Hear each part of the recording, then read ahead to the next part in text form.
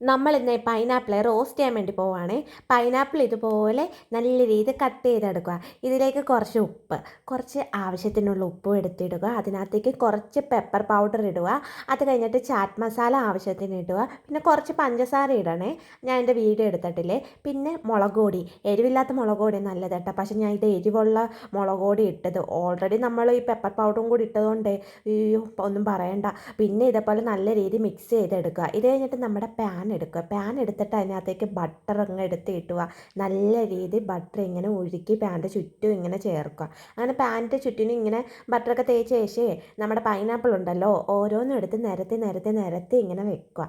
എന്നിട്ട് ചെറിയ ചൂടോടെ ഇരുവശവും രണ്ട് വശവും വേവിക്കണം കേട്ടോ.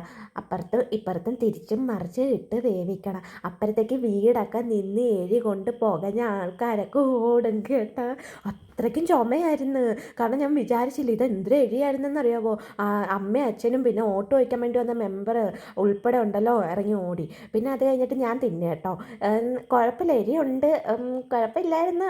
സംഭവം കൊള്ളാം. ഇനി ഒരു വട്ടം കൂടി ട്രൈ ചെയ്ത് നോക്കണം. കാരണം ഇത് ഇച്ചിരി എരിവ് കൂടിപ്പോയേട്ടാ. ഇത് കഴിഞ്ഞ് ഞാൻ കഴിക്കാൻ വേണ്ടി അച്ഛനും അമ്മയ്ക്കും ജയമയ്ക്കൊക്കെ ഇത് കൊടുത്തു. എല്ലാവരും ചെറുതായിട്ടൊന്ന് കരഞ്ഞേ. അപ്പോൾ ഇന്നത്തെ വീഡിയോ ഇത്രയേ ഉള്ളൂ. Okay bye friends. എൻ്റെ വീഡിയോ ഇഷ്ടപ്പെട്ടതിനെ ലൈക്ക് ചെയ്യാനും സബ്സ്ക്രൈബ് ചെയ്യാനും മറക്കല്ലേ.